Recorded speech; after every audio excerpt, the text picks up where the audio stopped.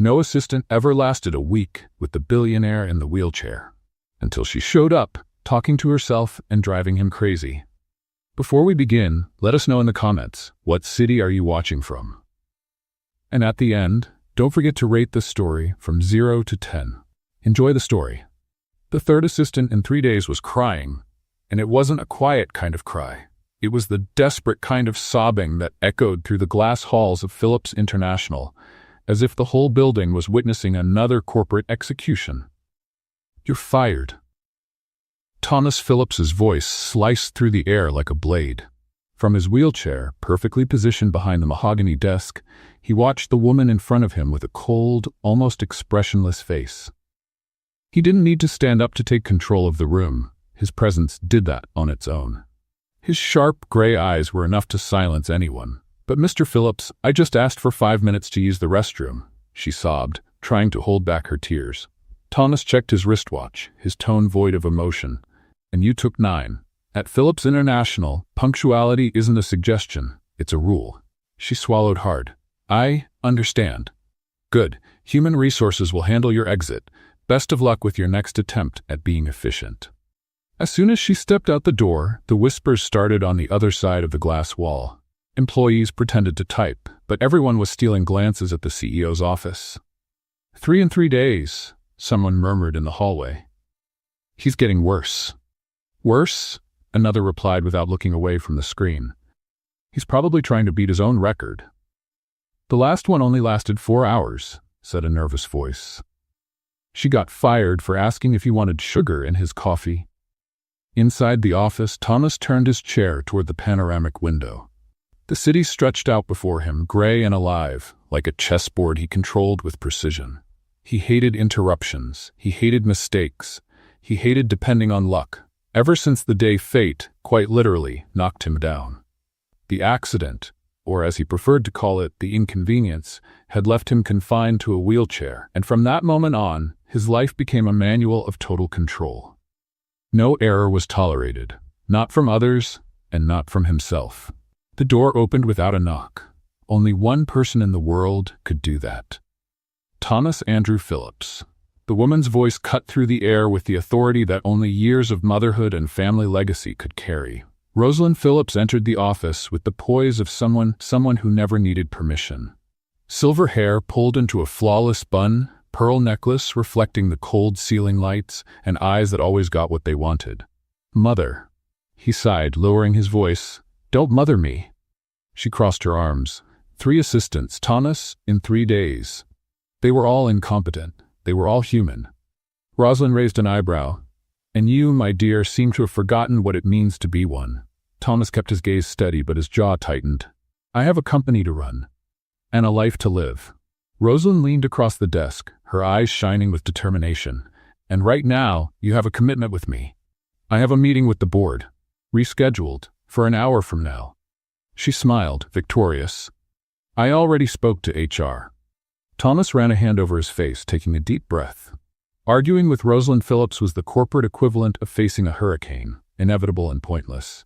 "And this commitment is coffee." She picked up her purse. "Downstairs, now." Before he could protest, Rosalind was already walking toward the door. Thomas, resigned, turned his chair and followed her.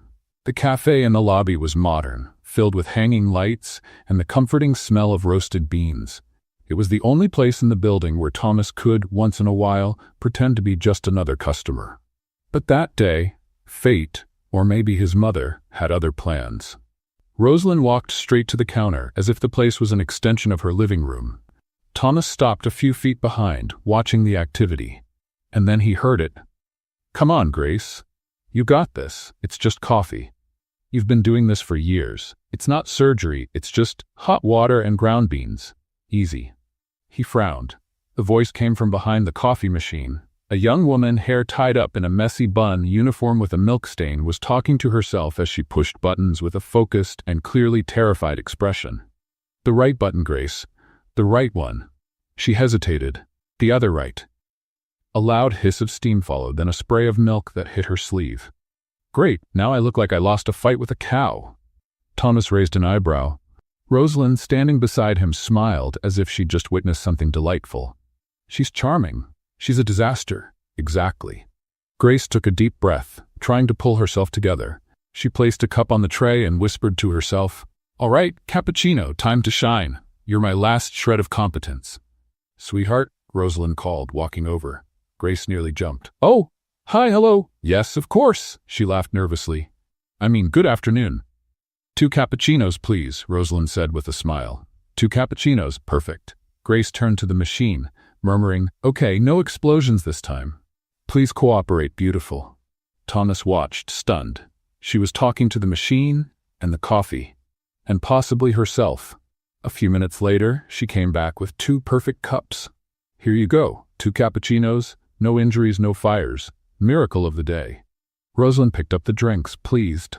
Then, as if she weren't about to change 2 lives forever, she pulled a card from her purse and placed it on the counter. "Grace, dear, have you ever thought about working in an office?" Grace blinked, confused. "Sorry, what?" "Tell them on the 12th floor that Mrs. Rosalind Phillips sent you. Monday morning, 9 o'clock. The barista blinked again, as if the words took a moment to land. She looked at Thomas, then back at Rosalind. "I'm going to be—" "What exactly?" Rosalind smiled. "The new personal assistant to the CEO." Thomas nearly dropped his cappuccino. "Mom!" "What?" she replied, feigning innocence. "You needed someone who'd challenge you. She talks to objects. And you talk to spreadsheets at 3 in the morning, Rosalind shrugged. "Seems fair." Grace, still trying to understand, looked at the card. "Is this real?" Thomas rubbed his temples, exasperated. "Welcome to my personal nightmare, Miss. Grace. Just Grace." She smiled, unaware of the chaos she was about to unleash. As mother and son walked away, Rosalind whispered, satisfied, "She's perfect. She's a walking disaster." "Exactly," Rosalind said, sipping her coffee. "And chaos is exactly what you need." Thomas didn't answer. But for the first time in a long while, something broke through his cold shell. A spark. A strange feeling. Something he didn't want to admit. Curiosity.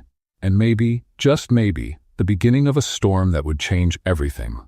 Grace looked at the card for the 10th time that morning. Phillips International, 12th floor, Monday at 9 a.m. She flipped it over, half expecting to find something on the back. Maybe a warning. Just kidding. Did you really think this was real? But it was blank. Just the company's gold logo and an address that felt like another world. "Okay, Grace. Breathe," she told herself as she crossed the marble lobby. "You've got this. It's just a job. In a skyscraper, with a CEO who looks like he stepped out of a corporate horror movie. But you've got this." The elevator dinged. The doors opened.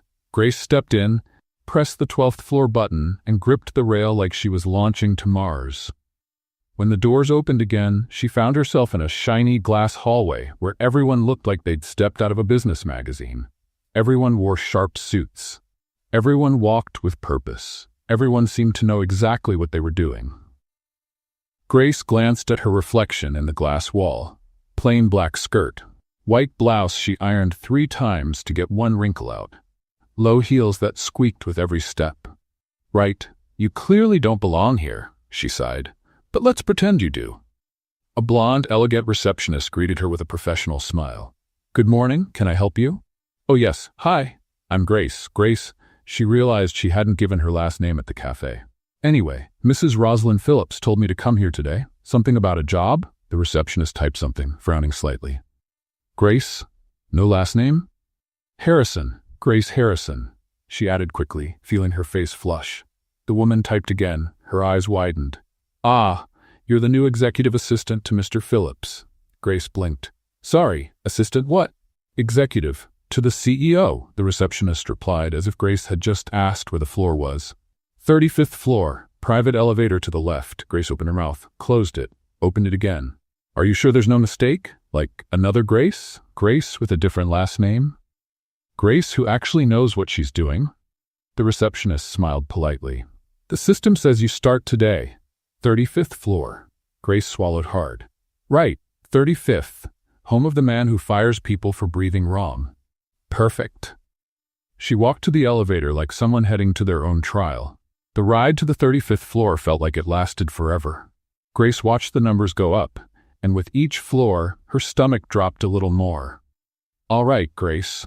You've done hard things before," she whispered. Like that time you made 50 coffees in half an hour, or when the machine caught fire and you improvised with the old coffee maker. You can survive this. The doors opened, and Grace stepped into another world. The 35th floor was all glass, steel, and silence. No cubicles, just sleek desks, high-end computers, and people who looked like they hadn't blinked in hours. At the back, behind a glass wall, she saw Thomas Phillips. He was behind a huge desk, typing something with a focused expression. The wheelchair was perfectly aligned, as if even it followed some invisible rule of perfection. Grace took a deep breath and walked toward the door. She knocked, gently. Thomas looked up. For a second he seemed surprised, then his expression reset. Cold, controlled, unreadable. "Come in." Grace opened the door slowly, like a quick move might break something expensive. "Good morning, Mr. Phillips. I'm Grace, the coffee girl. The one your mother hired, or said she hired. I'm still not sure if this is real, or if I'm having a very strange dream." He stared at her for too long. "You came." Yes?" Grace hesitated. "Mrs. Phillips told me to come. So I came. But if this was a misunderstanding, I can go back to the cafe and pretend none of this ever happened." Thomas turned the wheelchair slightly, folding his arms. "Do you have experience as an executive assistant?" "No."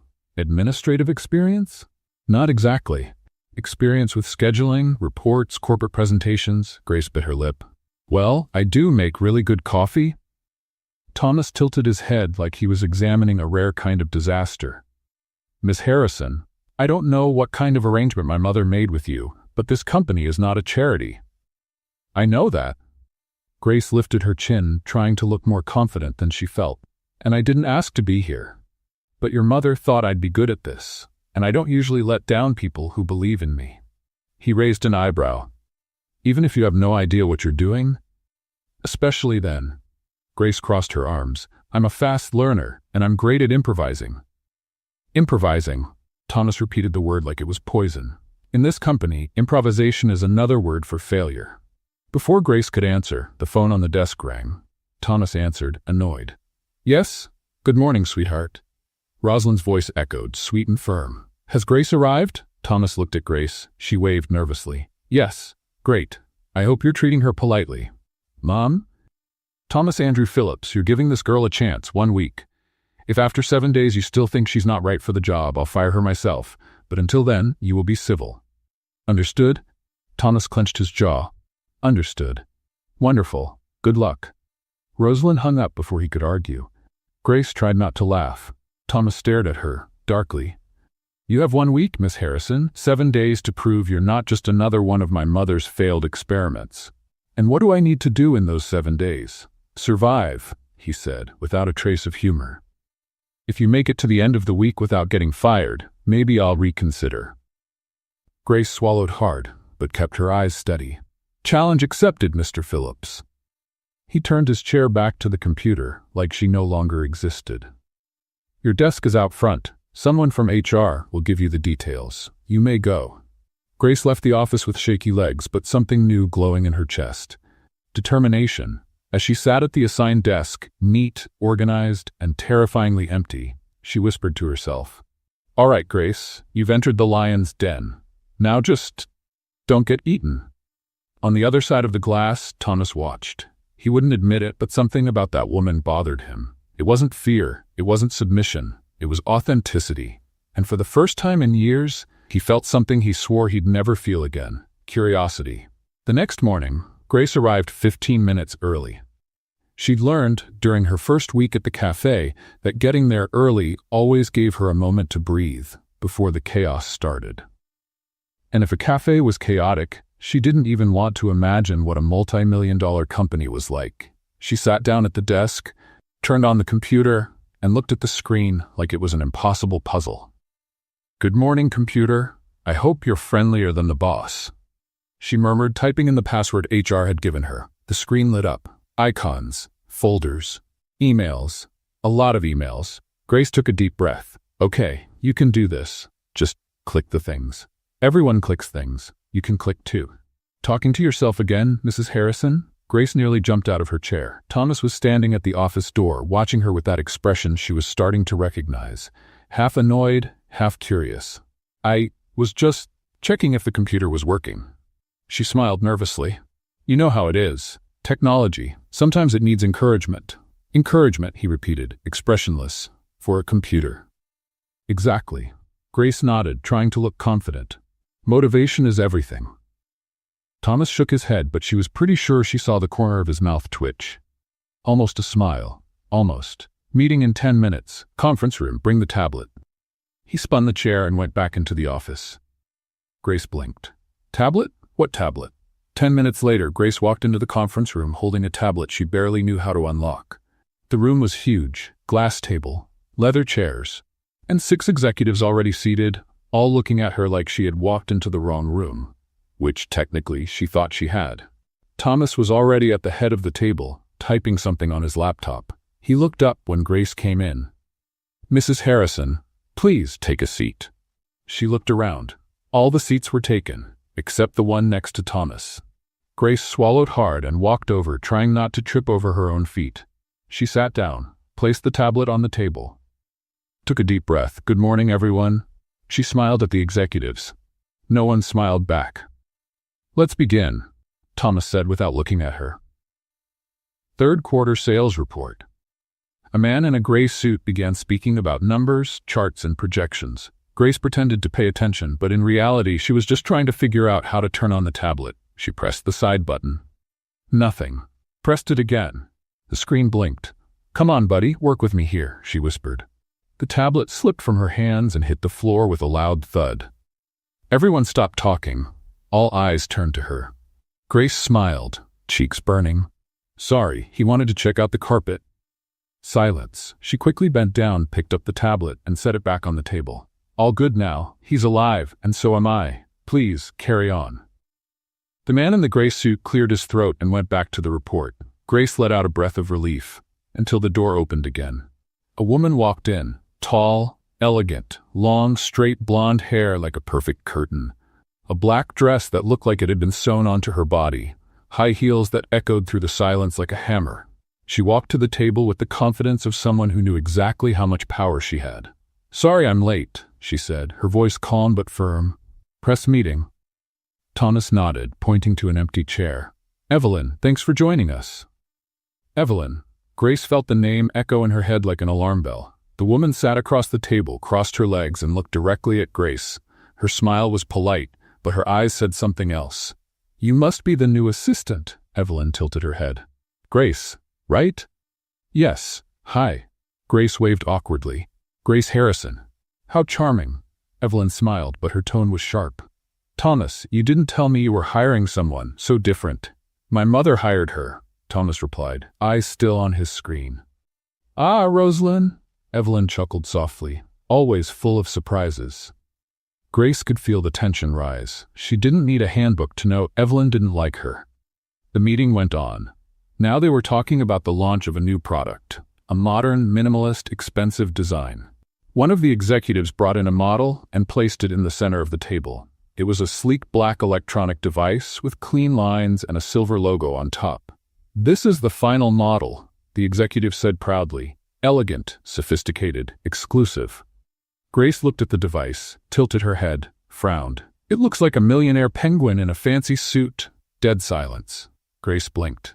Then she realized. She had said it out loud. Everyone stared at her, mouths open. The executive who had presented the design looked like he was about to pass out. Evelyn smiled, clearly pleased, as if Grace had just dug her own grave. Sorry, Grace tried to recover. I meant, it's beautiful, very beautiful. Just reminds me of a penguin, but a classy penguin, like the kind that goes to the opera. The silence deepened, and then something unexpected happened. Thomas made a sound, low, almost hidden, a laugh. Not loud, not long, but real. Grace looked at him, surprised. Thomas pressed his lips together, trying to hold back the smile, but his eyes were sparkling. A millionaire penguin, he repeated, shaking his head. Interesting take, Mrs. Harrison.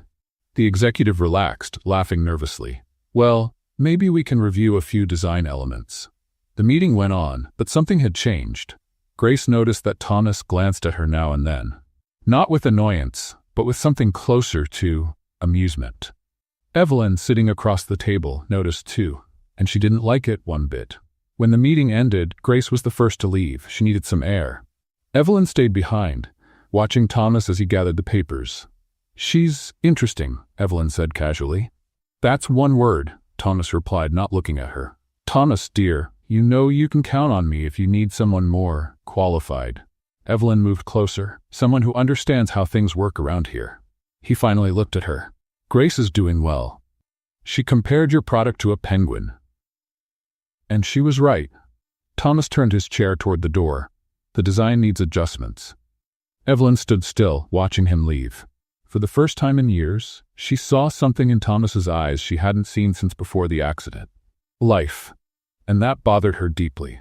Down the hallway, Grace leaned against the wall and took a deep breath. Okay, Grace, you made it. Somehow, you made it. And for the first time since arriving, she smiled. Because for a brief moment, she had made Thomas Phillips smile too. And that, in a strange way, felt like a victory. The next morning, Grace woke up with a strange feeling in her stomach. It wasn't just nerves. Well, not only nerves. It was something like determination mixed with the fear of tumbling down a flight of stairs. Today was the meeting with the Japanese investors. The most important meeting of the quarter, according to the email she'd received at 6 in the morning. And somehow, Thomas had asked her to serve the coffee. Grace looked at herself in the office bathroom mirror. Right, you've done this 1,000,000 times. Coffee is your thing. You were born for this. She took a deep breath. It's not like you're going to trip and spill everything in front of people who handle millions of dollars. That's not going to happen. She walked out of the bathroom, repeating her mantra. The conference room was spotless, polished table, chairs aligned, and a Persian rug that, Grace was sure, cost more than everything she had ever owned. The investors were already seated. 3 middle-aged men, dark suits, serious expressions. They spoke quietly in Japanese while reviewing documents. Thomas was at the head of the table, as organized as ever. He nodded to Grace. Miss Harrison, the coffee, please. Grace nodded, holding the silver tray with 6 porcelain cups. Sure. Coffee. Simple. Easy, she murmured, walking slowly. Everything was going well. She placed the first cup, then the second, the third, and then her shoe caught on an invisible fold in the rug. Grace felt her balance slip. She tried to recover. But the tray was already tilting. The coffee flew and fell. Right onto the expensive rug. Silence fell instantly. Absolute silence. Like someone had hit mute on the universe. Grace stood there, holding the empty tray, staring at the coffee stains spreading across the Persian rug like modern art. The investors looked at her. Thomas looked at her. The whole world seemed to look at her. Grace took a deep breath, and then she did the only thing she knew to do in moments of disaster. She spoke. Well, at least it landed the expensive rug. It probably absorbs failure better. Silence. Then, something impossible happened. Thomas laughed. It wasn't a polite chuckle. It wasn't a hidden smile. It was a laugh. A real, loud, contagious laugh.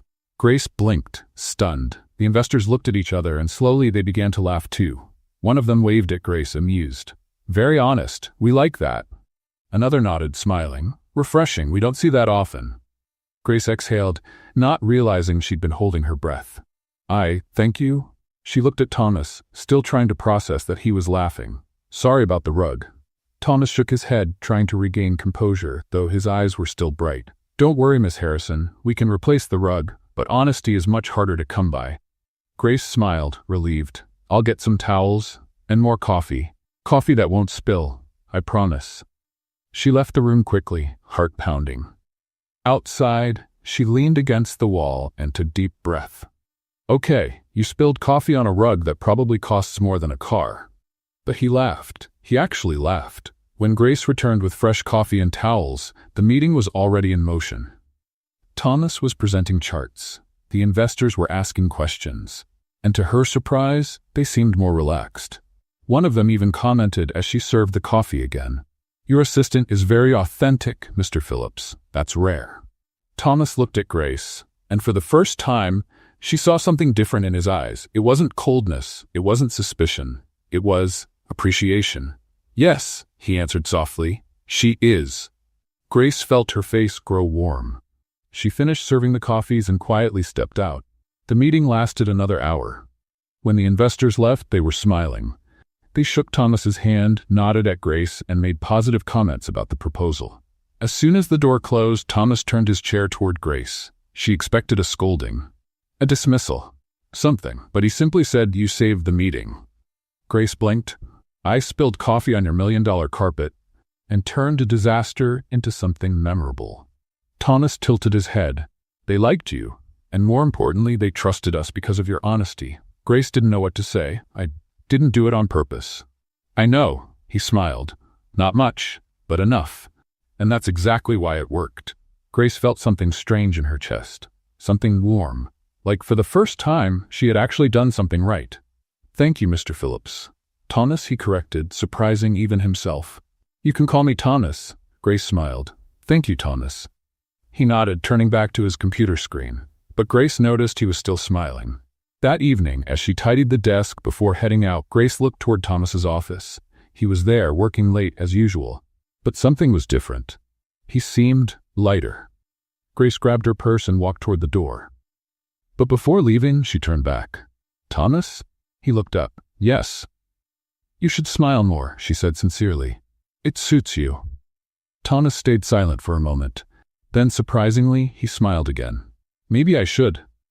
Grace waved and left. And for the first time since the accident, Thomas Phillips felt something he hadn't felt in years. Lightness. As if somehow that clumsy, honest woman had reminded him what it meant to live, not just survive. While Grace waited for the elevator, she murmured to herself, "Okay, Grace, you spilled coffee, made the most serious man on earth laugh, and you're still employed." She stepped into the elevator smiling. "Maybe you really can survive this week."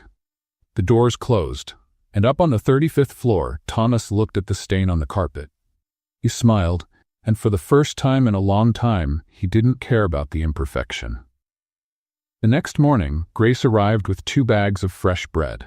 It wasn't part of her job, but she'd discovered that Thomas always skipped breakfast, and for some reason, that bothered her more than it should. "Good morning." She walked into his office, placing one of the bags on his desk. "I brought bagels. And before you say you don't need them, I'm just going to pretend I didn't hear and leave them here anyway." Thomas looked at the bag, then at her. "Miss Harrison." "Grace," she corrected, smiling. "You called me Grace yesterday. No backing out now."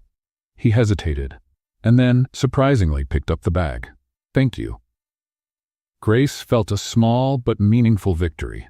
"You're welcome. So what's on the agenda today?" Thomas pointed to a stack of documents. "These contracts need to go to the legal office, 10th floor, in person. Hand-delivered." "Got it." Grace grabbed the folder. Back in 10 minutes. She left the office and walked toward the elevator, quietly humming. The doors opened. She stepped in, and to her surprise, Thomas joined her. "I forgot I have a meeting on the 12th floor," he explained, positioning his chair beside her. Grace smiled. Unexpected company. What an honor. Thomas didn't reply, but she noticed the corner of his mouth move. The doors closed. The elevator began to descend smoothly. 10 floors. 9. 8. Then with a jolt, it stopped. The lights flickered. Grace looked around, confused. "Is this normal?"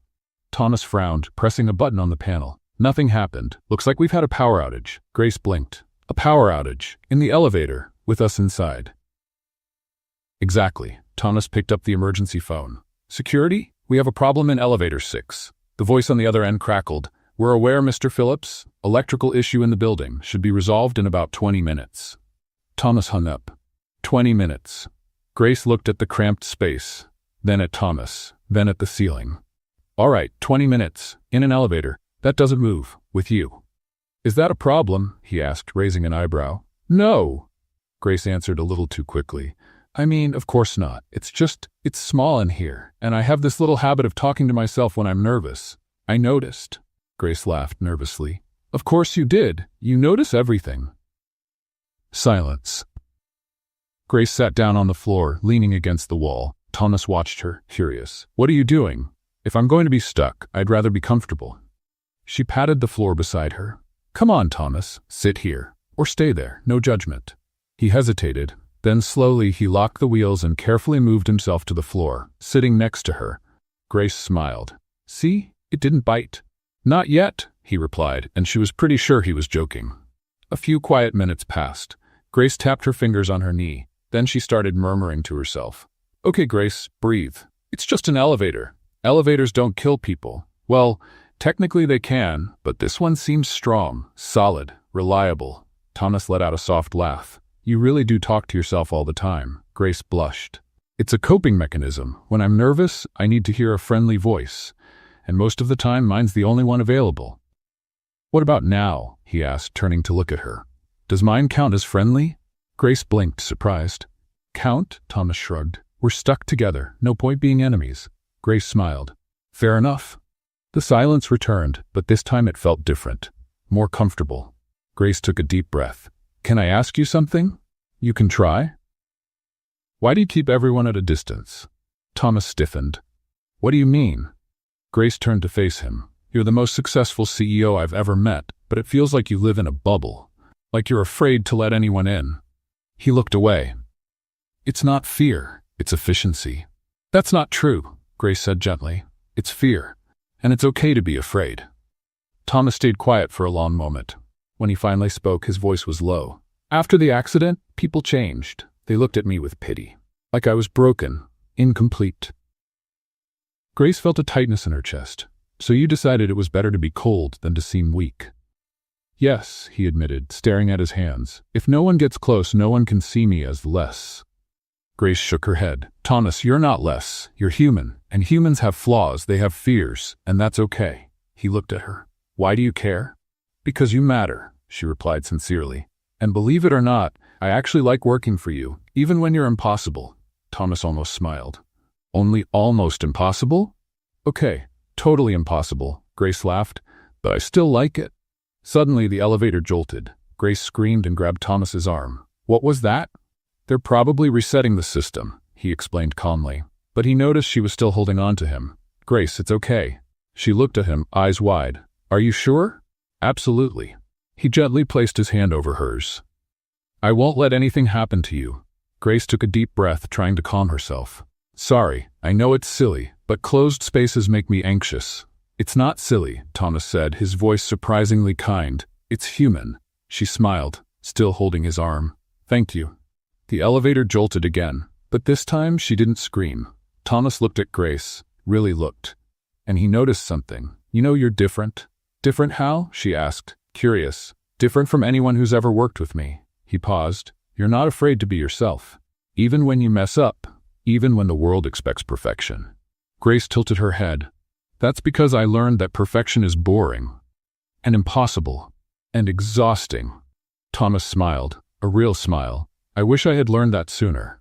It's never too late, Grace said softly. He fell silent. Then, with a sincerity that surprised even him, he confessed, I feel different when I'm with you. Grace blinked. Different how? Lighter, like I can breathe again. He looked at her. Like I don't have to be perfect all the time. Grace felt something shift between them, something invisible but undeniable. Thomas? The lights came back on. The elevator started moving. They looked at each other, still close, still connected. The doors opened on the 10th floor. Grace slowly let go of his arm and stood up.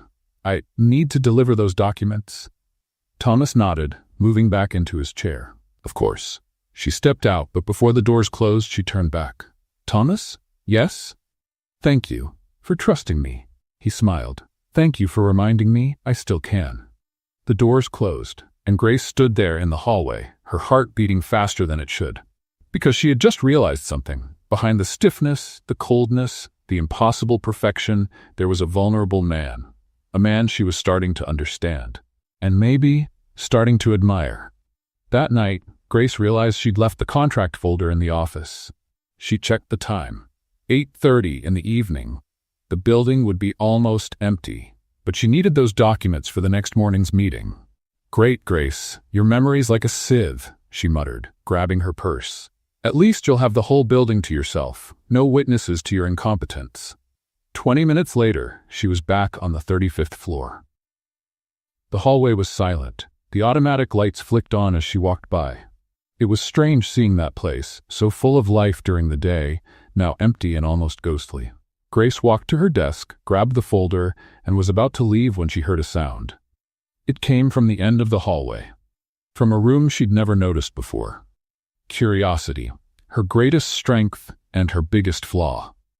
Don't go, Grace, it's none of your business, she whispered, but her feet were already moving. Of course you're going, because you never learn. The door was slightly open. Grace peeked through the crack. And then she saw it. Thomas was there, but not in the wheelchair. He was standing, or trying to. Supported by parallel bars, his face tightened in concentration and pain. He moved one leg, then the other.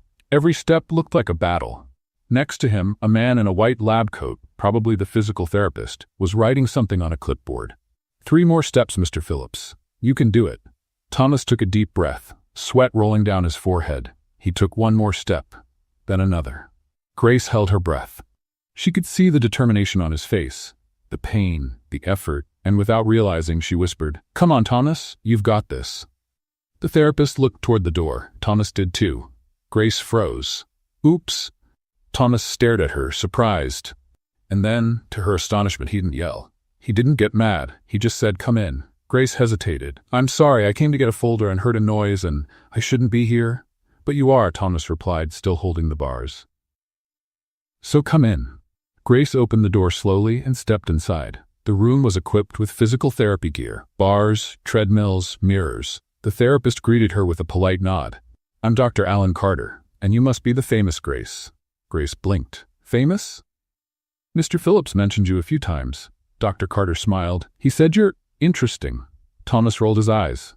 "I said unpredictable." "Same thing," Dr. Carter chuckled. Grace walked in slowly, watching Thomas. He was still on his feet, but she saw the tremble in his legs. "How long have you been doing this?" she asked gently. 6 months, 3 times a week. Thomas replied, his voice tense. "I still can't walk on my own, but I'm getting there." Grace felt something tighten in her chest. "Thomas, this is amazing." He shrugged, trying to sound indifferent. "It's slow progress." "Progress is progress," Grace said, crossing her arms. "The speed doesn't matter." Dr. Carter nodded, pleased. "I like her. Can I hire her as your official motivator?" Thomas almost smiled. "She already has a job." "Too bad." Dr. Carter checked his watch. "Shall we try 5 more steps before we call it a night?" Thomas nodded, took a deep breath, and started moving again. Grace watched, fascinated.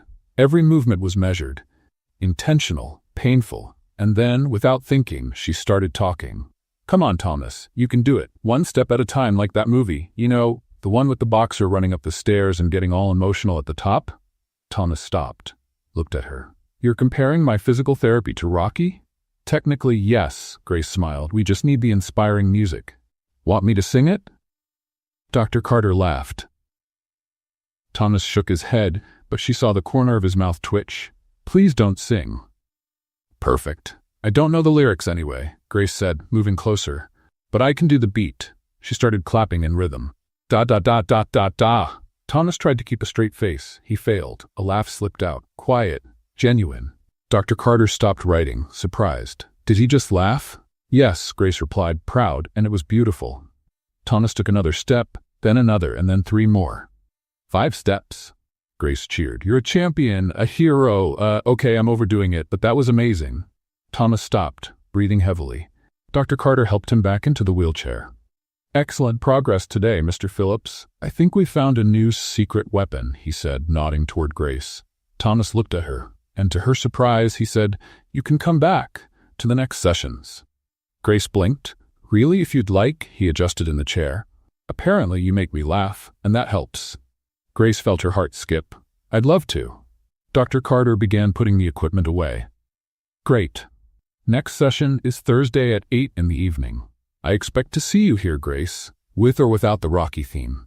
Grace laughed. "I'll bring the full version." When Dr. Carter left, Grace and Thomas were alone in the room. She sat on a nearby bench, looking at him.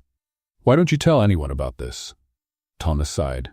"Because if I tell people and I don't walk again, they'll just look at me with pity. And I hate pity." Grace shook her head. "It's not pity, Thomas. It's admiration. What you're doing is incredible and brave." He looked at her. "Do you really believe that?"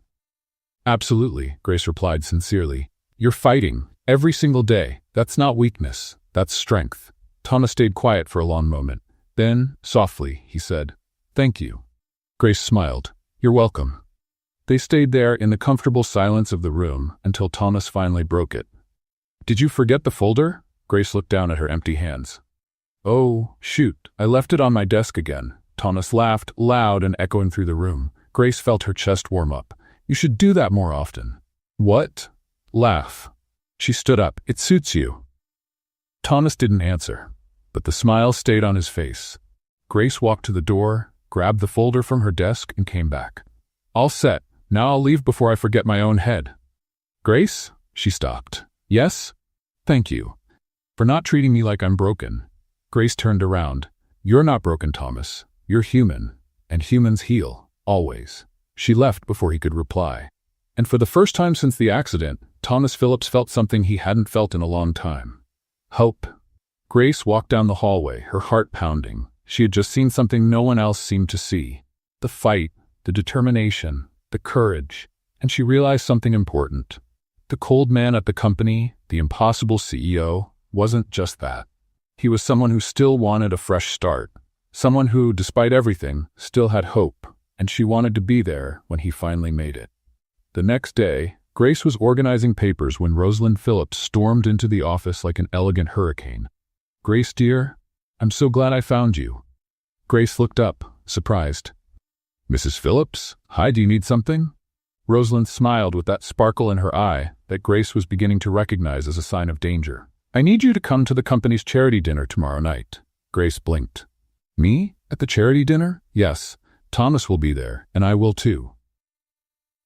Rosalind waved her hand like it was the most obvious thing in the world. It'll be fun. Mrs. Phillips, with all due respect, I don't know if I'm the right person for that kind of event. I barely know how to use a dessert fork. Nonsense.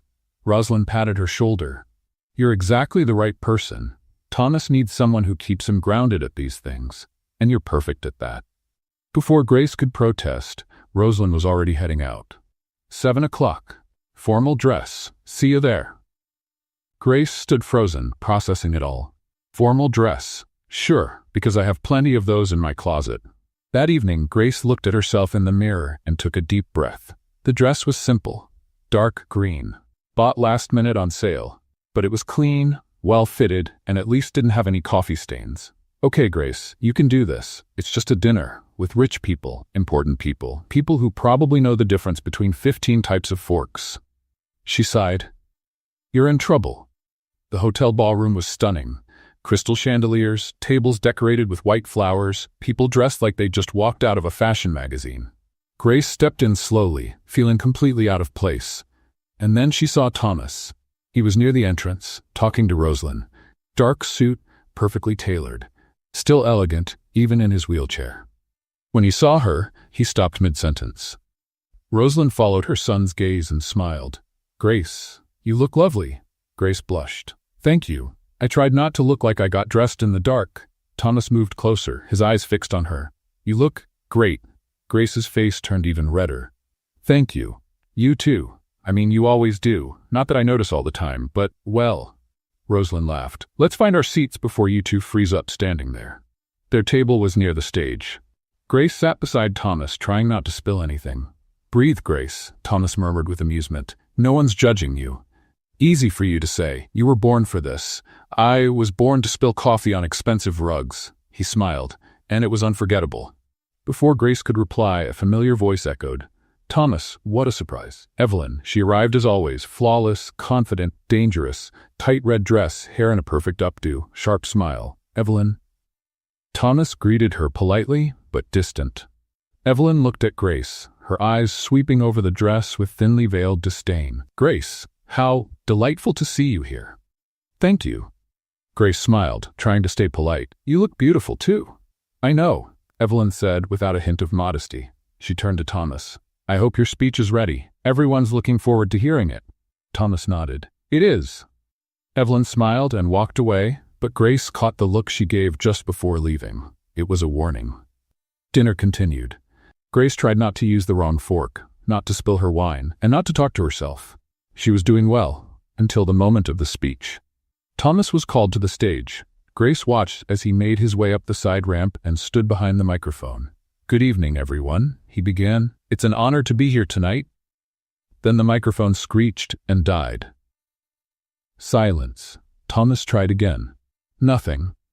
Someone from the tech team ran up to the stage, but it was clear there was a problem. Grace looked around. People were whispering. Some were quietly laughing. Evelyn, on the other side of the room, was smiling to herself. Grace frowned. And then she understood. Sabotage. Without thinking, she stood up. "Okay, folks," Grace called out, walking to the stage. "Looks like we've got a little technical problem here, but don't worry, I'll translate." Thomas looked at her, surprised. "Grace, what are you doing?" "Improvising," she whispered. "Do you trust me?" He hesitated, then nodded. Grace turned to the crowd. "All right, Mr. Phillips was about to say something amazing about how this company cares about the community. And he's right, but I'm going to add something. He's not just saying it. He truly cares." People began paying attention. "I know because I work for him. And yes, he's demanding. And yes, he's fired people for breathing wrong." Laughter echoed. "But he's also fair and committed, and he cares more about people than any CEO I've ever met." Grace looked at Thomas. He was watching her with an expression she had never seen before. "So on his behalf, because the microphone decided to take a vacation, I'll say thank you for supporting this cause. Thank you for believing in this company, and thank you for being here tonight. Now go ahead and applaud, because I have no idea what else to say."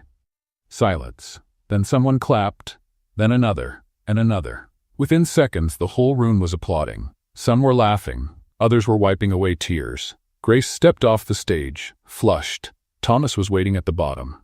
"That was awful?" Grace asked, nervous. "Incredible," he corrected, smiling. "You saved the speech, again." Rosalind appeared, beaming. "Grace, dear, you were wonderful." Across the room, Evelyn watched, furious. Her plan had failed.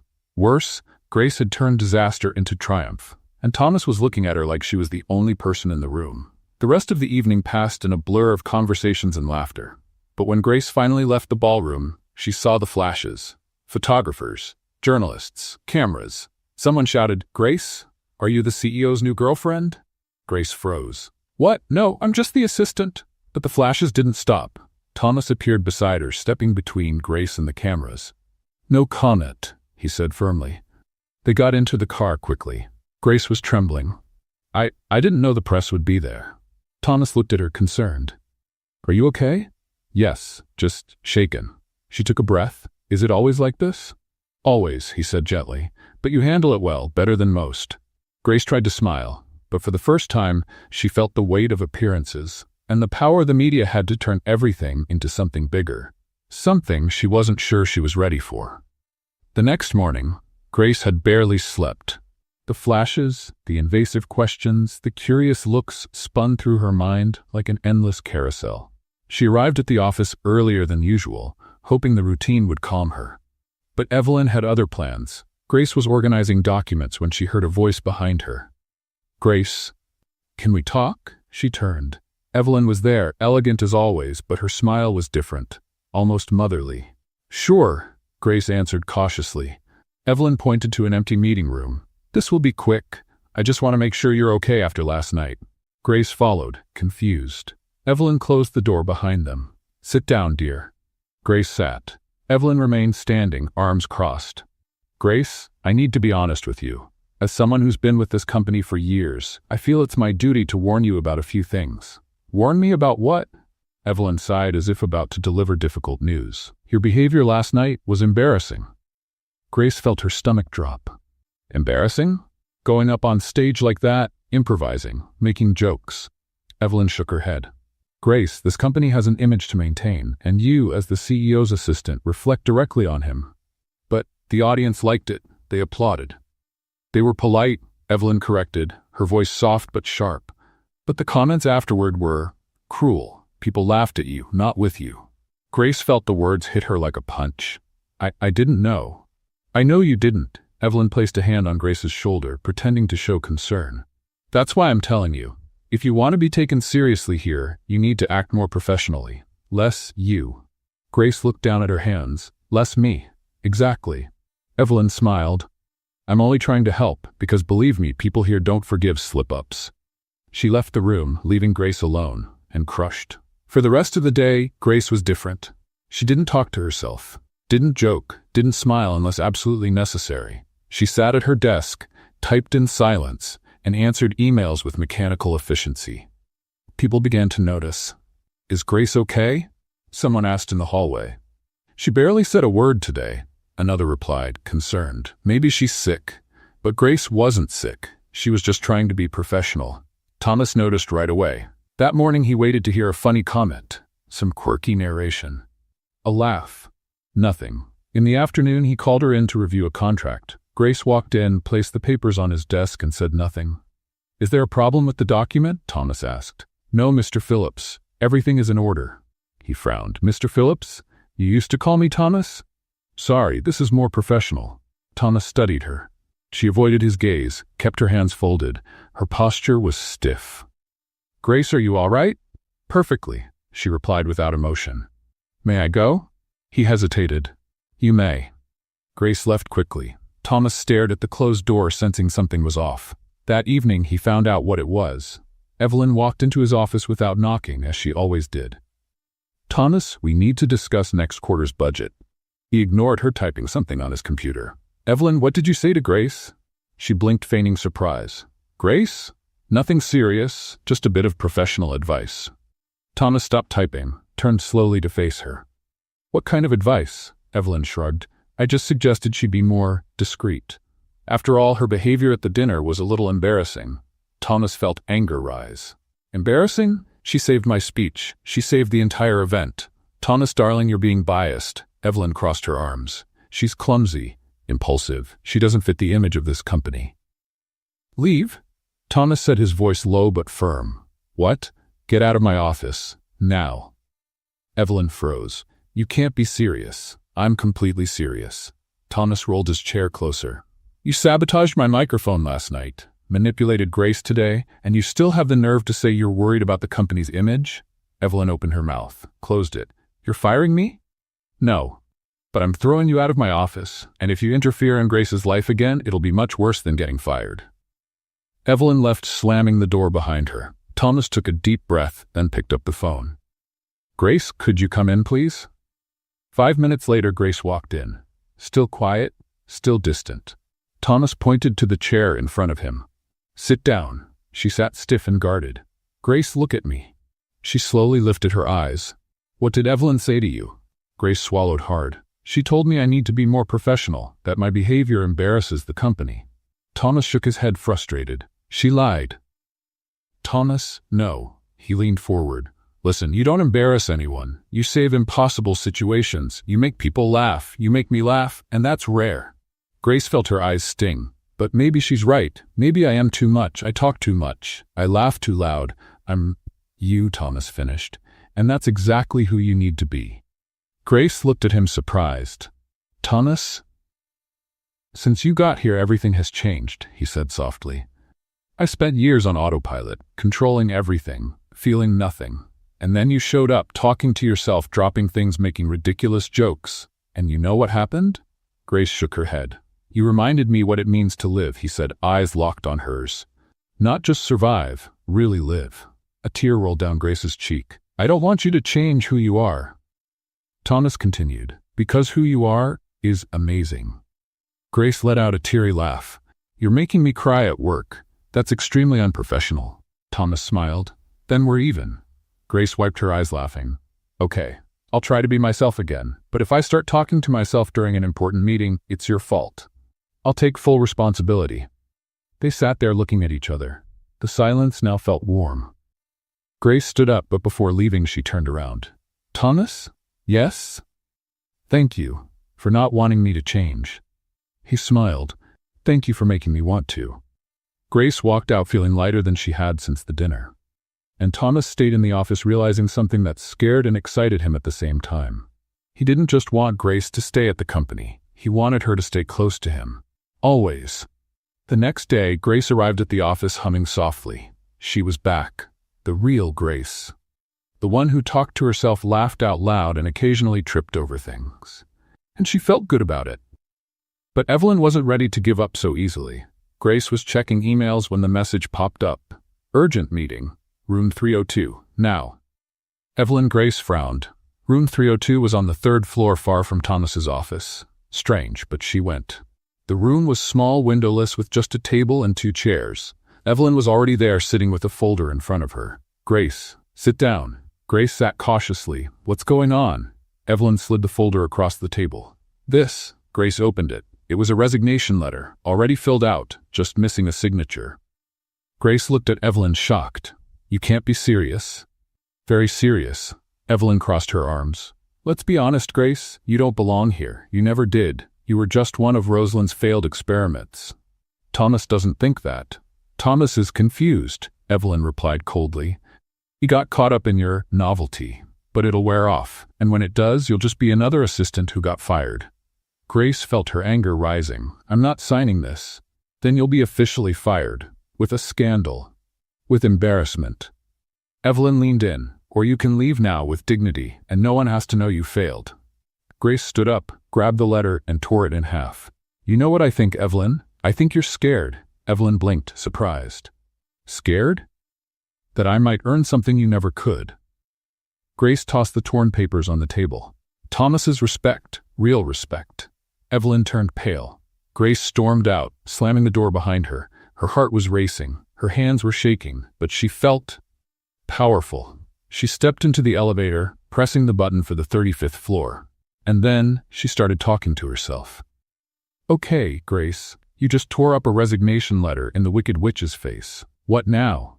She took a deep breath. You're going back up there. You're going to tell Thomas, because she sabotaged the microphone, because she tried to push you out, because she's manipulative and… Grace froze. The elevator was full. 13 people were staring at her in total silence. Grace blushed. Oh, hi. I was just practicing a monologue for community theater. It's a play about office life. Very realistic. No one said a word. Grace laughed nervously. Feel free to pretend I'm not here. That's what I usually do. The elevator stopped at the 10th floor. The doors opened, and Evelyn stepped in.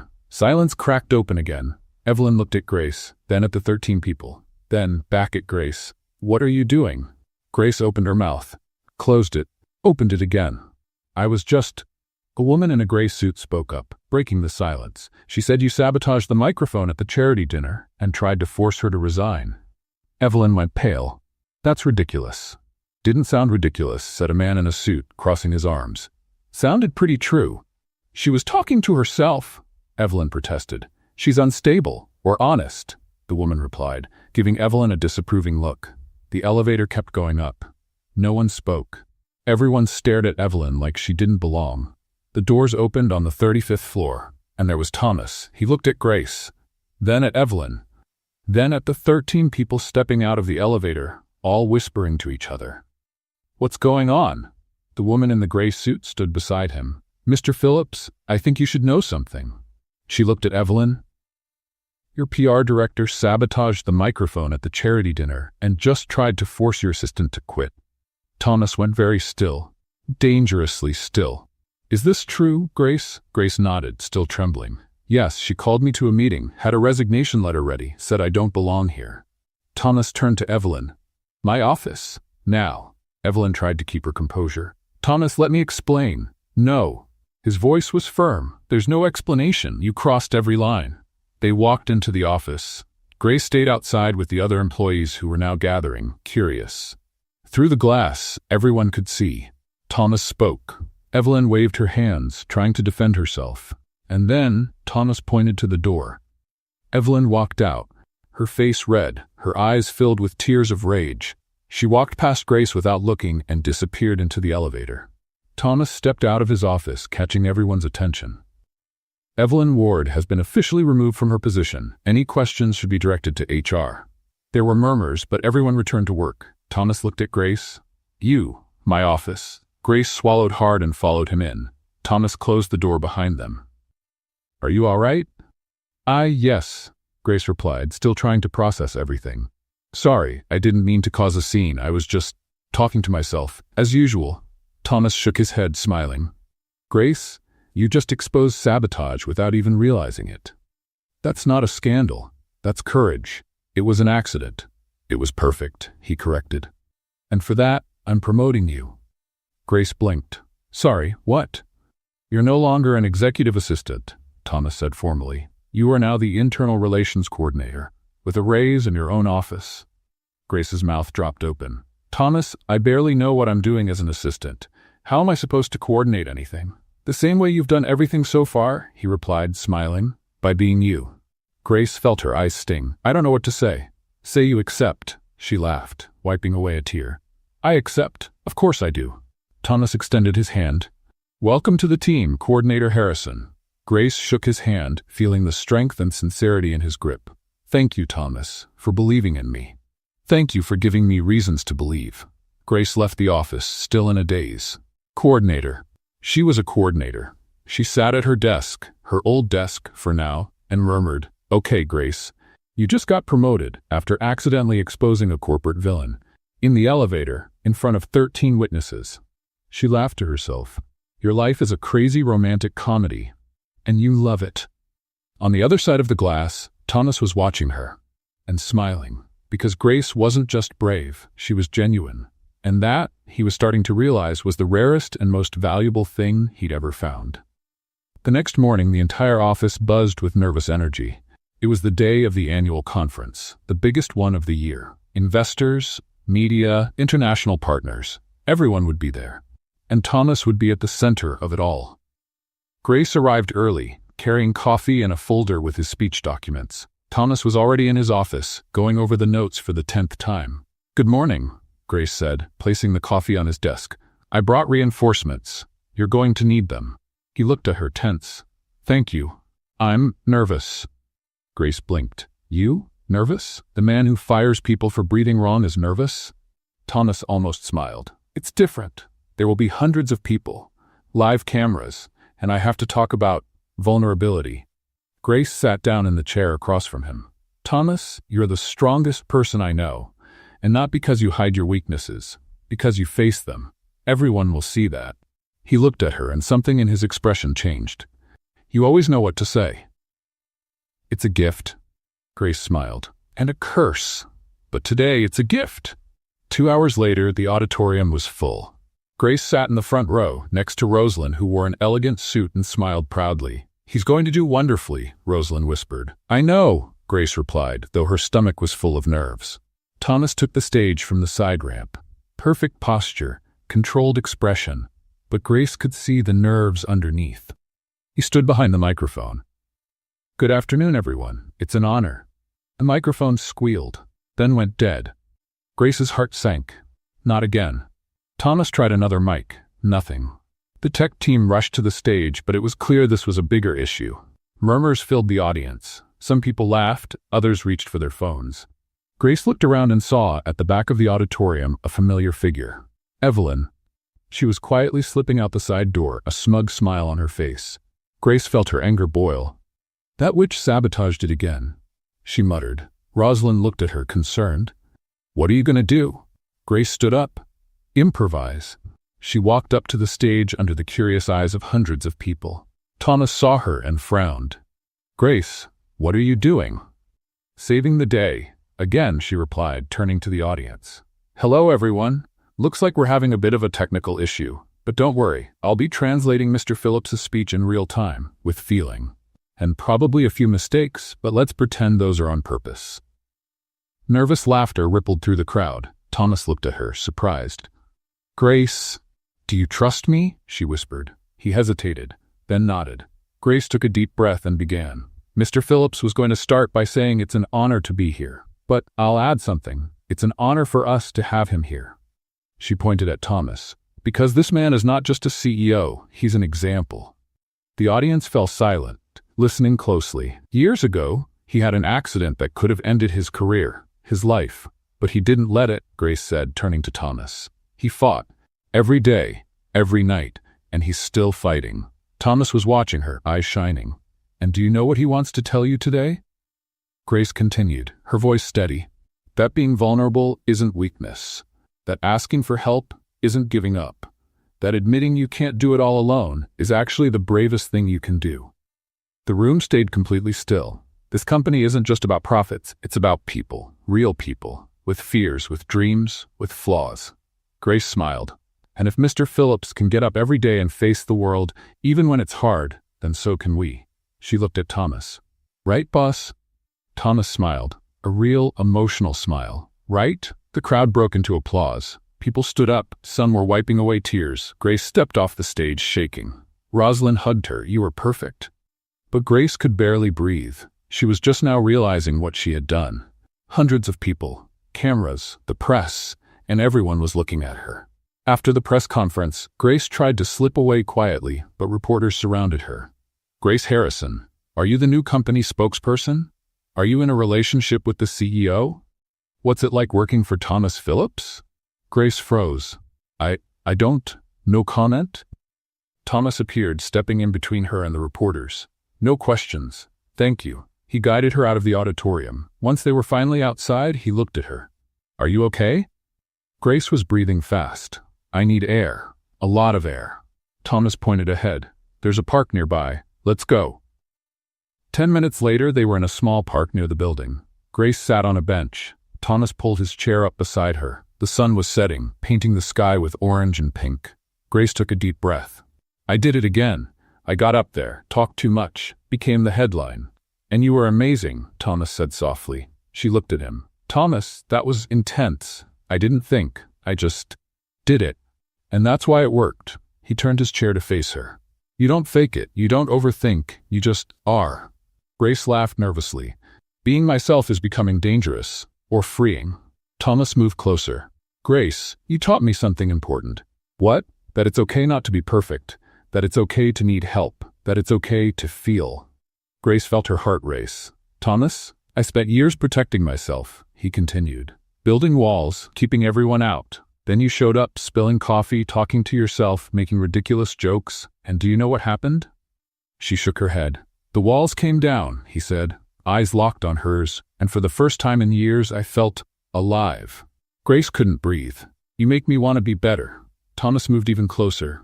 "Not perfect, just better." "Thomas, He didn't let her finish. He leaned in and kissed her. It was gentle, hesitant, as if he was asking for permission. Grace kissed him back, closing her eyes, letting the world around them fade away. When they pulled apart, she was trembling. "That was a mistake?" Thomas asked, concerned. "No," Grace answered quickly. "It was perfect and scary and confusing, but perfect." Thomas smiled. "Confusing is a good word for it."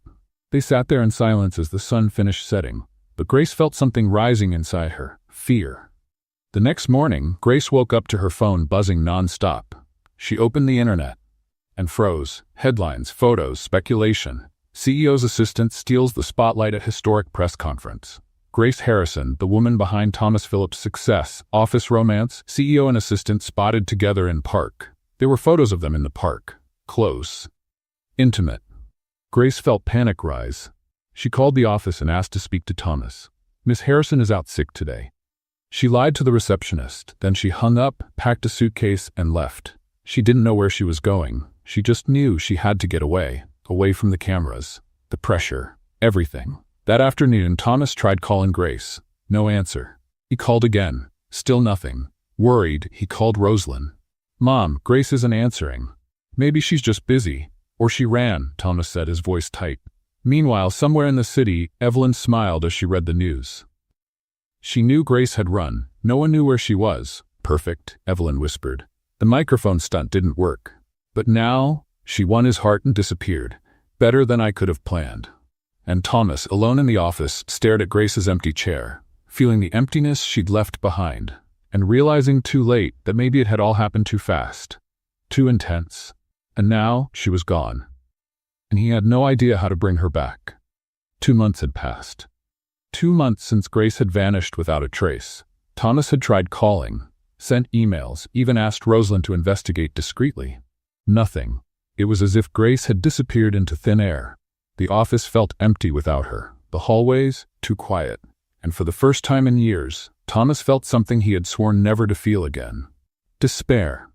He was in the office late at night when Rosalind walked in. "Thomas, you need to go home." "I can't," he said, staring at the computer screen without really seeing anything. "Not without knowing if she's okay." Rosalind sighed and sat in the chair across from him. "Sweetheart, I know where she is." Thomas looked up, surprised. "What?" "I hired an investigator, not to invade her privacy, just to make sure she was safe." Rosalind handed him a piece of paper. "She's in Riverside, a small town in the countryside. It's where she grew up." Thomas looked at the address, then at his mother. "Why didn't you tell me before?" "Because she needed time, and so did you." Rosalind touched her son's hand. "But now, I think it's time you went to get her." Thomas didn't need to hear it twice. The next morning, he was in a car, being driven toward Riverside. The trip took 4 hours. Every minute felt like forever. When they finally arrived, Thomas looked out the window. The town was small and charming, with wooden houses and trees everywhere, completely different from the big city he lived in. The car stopped in front of a modest white house with a simple garden out front. Thomas took a deep breath. "Okay, you can do this," he murmured to himself. "You've faced rooms full of executives. You can handle one conversation with grace." He got out of the car, positioned himself in the chair, and rolled up the small ramp leading to the porch. He was just about to knock when the door opened, and a man walked out. Tall, brown hair, leather jacket, carrying the 2 suitcases. Thomas felt his stomach drop. The man looked at him, surprised. "Hi, can I help you?" Thomas opened his mouth, closed it, tried again. I'm looking for Grace Harrison." The man frowned. "And you are?" "Thomas Phillips. I work with her, or used to." He stopped, realizing how pathetic that sounded. The man studied Thomas for a moment, then turned toward the house and shouted, "Grace, someone's here for you." Thomas waited, heart pounding, and then she appeared. Grace, hair pulled back in a messy ponytail, oversized sweatshirt, pajama pants, no makeup, and still the most beautiful thing Thomas had ever seen. She froze when she saw him. "Thomas?" "Hi," he said, trying to sound calm, failing miserably. The man looked between the two of them, amused. "All right, I'll let you two talk. Grace, I'll call you when I get home." He kissed her forehead and left, carrying the bags. Thomas watched the man walk away, feeling something strange in his chest. Jealousy. That was jealousy. Grace was still standing at the door, as if she couldn't believe he was really there. "What are you doing here?" Thomas took a breath. "I came to get you. Or see you. Or," he paused. "Honestly, I'm not sure. I just knew I had to see you." Grace crossed her arms, confused. "Thomas, I ran away. I literally disappeared without telling anyone." "Why would you?" "Because I love you." The words came out before he could think. Silence. Grace blinked. "You, what?" "I love you," Thomas repeated, his voice steadier now. "I tried not to. I tried to keep my distance, but you're impossible to forget, Grace. You're loud, clumsy, you talk to yourself and drop things, and I love you for all of it." Grace felt her eyes sting. "Thomas, I know you ran. I know the media scared you, and I get it."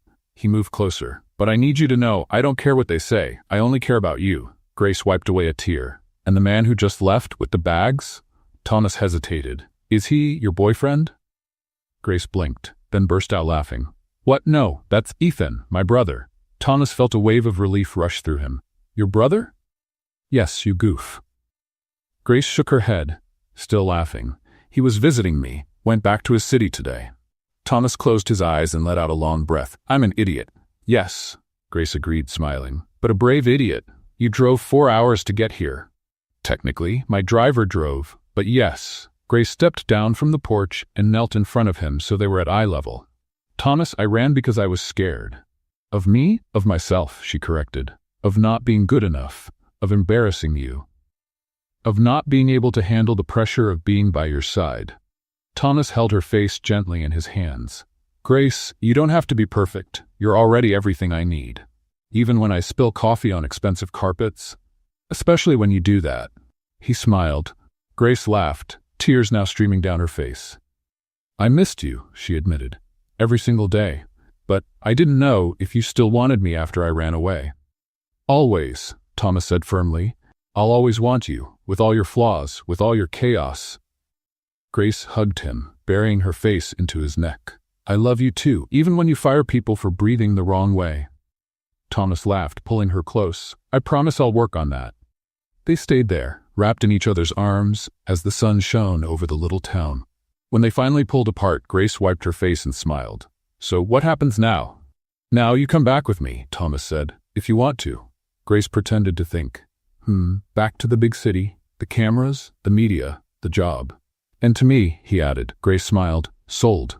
Thomas took her hand. "I promise, Grace, I won't ever let you go again, even if you try to run." "I won't run," she promised. "At least not without warning you first." He chuckled. "That's the best I'll get, huh?" "Probably." Grace went inside to grab her things. When she returned, carrying a small suitcase and a backpack, Thomas was waiting in the car. She got in and sat beside him. "Ready?" he asked. "Ready," Grace replied, taking his hand. And as the car started moving, taking them back to the city, Grace looked out the window and whispered, "Okay, Grace, you ran. He found you, declared his love, and now you're going back. Your life really is a romantic comedy." Thomas heard and smiled. "I wouldn't change a thing." Grace turned to him. "Neither would I." And for the first time in 2 months, Thomas felt something he hadn't felt since Grace had disappeared. Wholeness.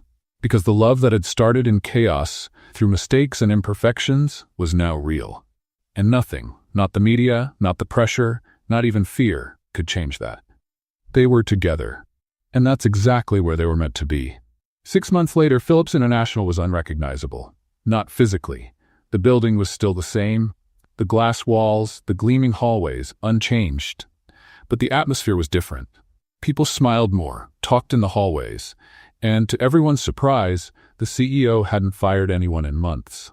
Grace was in her new office, now Director of Internal Relations, reviewing proposals when Rosalind walked in. "Grace, dear, you need to be in the auditorium in an hour." Grace looked up. "The annual event? I know, I've already prepared the documents." Rosalind gave her a mysterious smile. "That's not all. Thomas has a surprise." "Surprise?" Grace frowned. "He hates surprises. He likes this one." Rosalind winked and walked out. Grace stared at the closed door, confused. Okay, that was strange, even for her. An hour later, the auditorium was packed. Employees, investors, business partners, all waited eagerly. Grace sat in the front row next to Rosalind, who still wore that cryptic smile. "What's going on?" Grace whispered. "You'll see." The lights dimmed. The stage lit up. And then something unbelievable happened. Thomas walked onto the stage, using 2 canes, moving slowly but with determination. The entire auditorium burst into applause. Grace stood up, hands over her mouth, eyes full of tears. "He did it," she whispered. "He really did it." Thomas reached the center of the stage and smiled at the audience. "Good afternoon, everyone. As you can see, I've made a bit of progress since we last met." Laughter and more applause. "But I'm not here to talk about myself. I'm here to share something much more important." Thomas gestured toward a screen behind him. "Today, I'm proud to announce the Harrison Project." Grace felt her heart stop. "What?" she murmured. The screen displayed the logo. The Harrison Project. Inclusion, humanity, opportunity. This project was inspired by someone who taught me that vulnerability isn't weakness, that asking for help isn't giving up, that being real is more valuable than being perfect. Thomas looked directly at Grace, and that person is Grace Harrison. The whole auditorium turned to look at her. Grace turned bright red, trying to hide behind Rosalind. "The Harrison Project is a corporate inclusion initiative," Thomas continued.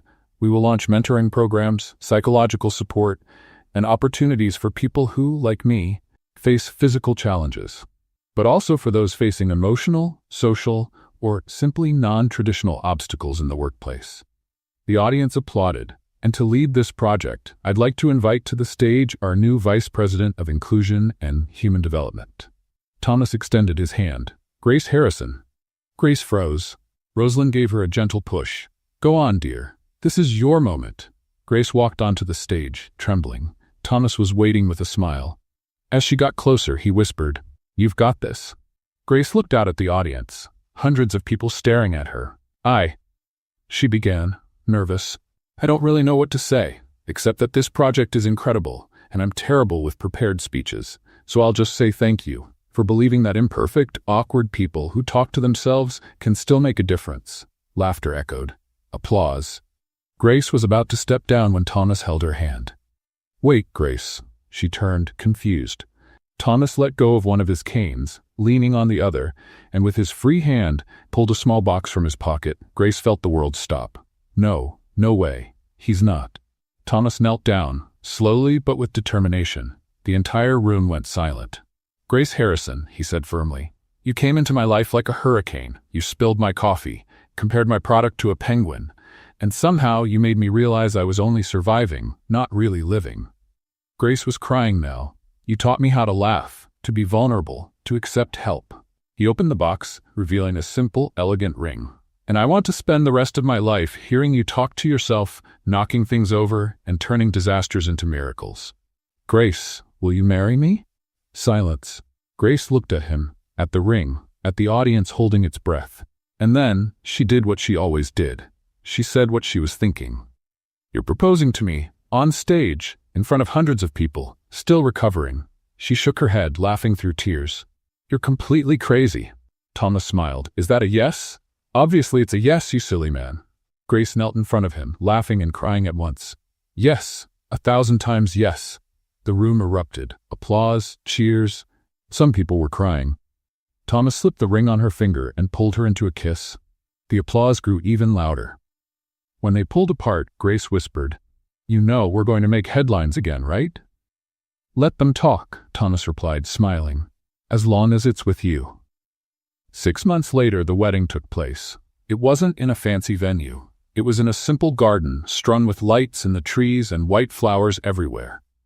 Grace wore an ivory dress, simple, nothing flashy. Her hair was down with flowers tucked in. She walked down the aisle holding Ethan's arm. He whispered, "You look beautiful, and for once, you didn't trip." "The day's not over yet," Grace whispered back. Thomas stood at the altar, leaning on a cane. He only needed one now, wearing a light gray suit. When Grace reached him, he took her hand. "Hi," he said simply. "Hi," she replied, smiling. The officiant began the ceremony. Then came the vows. Grace took a deep breath. "Okay, I wrote this down, but I'll probably forget half of it." She looked at Thomas. "Thomas, when I met you, I thought you were the most impossible man in the world. Cold. A perfectionist. Fired people over tiny mistakes." Laughter echoed. "But then I found out that behind all that armor was a brave man. Vulnerable. Real." She squeezed his hand. "You taught me it's okay to be scared, that it's okay to ask for help, and that sometimes chaos is exactly what we need to remember we're alive. I promise to always talk to myself, always knock things over, and always make you laugh. Because that's what I do best." Thomas smiled, eyes shining. Now it was his turn. "Grace," he began, "I spent years building walls, protecting myself, controlling everything, and then you came along and knocked it all down, literally, including the coffee." More laughter. "You reminded me what it means to truly live, and I promise I'll always listen to you, especially when you're talking to yourself. I promise to stand by you through every disaster, and I promise to love you every day, with all your perfect imperfections." Grace was crying and laughing. At the same time, the officiant smiled. "By the power vested in me, I now pronounce you husband and wife. You may kiss the bride." Thomas pulled Grace in for a kiss as the guests applauded, and Grace whispered against his lips, "I love you, Thomas Phillips." "I love you, Grace Phillips," he replied. The celebration was simple. Music, dancing, laughter. At one point, Grace sat next to Rosalind, watching Thomas chat with guests. "You did a good job with him," Rosalind said, smiling. "He did a good job with me too," Grace replied. Rosalind gently touched her hand. "You know what I saw when I first met you at that cafe? A walking disaster?" "A real person," Rosalind corrected. "In a world full of masks, you were genuine, and I knew that's exactly what my son needed." Grace felt her eyes welling up again. "Thank you for believing in me." "Thank you for helping my son find meaning in life again," Rosalind replied. Later, when the party was winding down, Thomas and Grace were alone in the garden. "So, Mrs. Phillips," Thomas said, pulling her close, "how do you feel?" "Like a clumsy barista who somehow became a vice president and married the CEO," Grace laughed. "Completely surreal." "And perfect," Thomas added. Grace looked at him. "You know our life is always going to be a mess, right? I'm counting on it." He kissed her forehead. "Because sometimes chaos is just a miracle in disguise." Grace smiled, and she realized that everything, every mistake, every stumble, every awkward moment had led to this exact place, to love, to authenticity, to real life, and there was no place in the world she'd rather be. What did you think of Grace and Thomas's story? Leave your thoughts in the comments. Rate this story from 0 to 10. What's your score? If this journey of resilience and turning pain into power resonated with your heart, please support Healing Stories. Subscribe. Help us build a sanctuary of strength by subscribing to the channel. Share the hope. Give this video a like and share it with someone who needs to hear this message of recovery and justice. Join the conversation. Your comments and engagement are part of the healing process. Let us know your thoughts below. Your support allows us to continue sharing powerful narratives of overcoming trauma and finding peace. Subscribe to Healing Stories and be part of the change.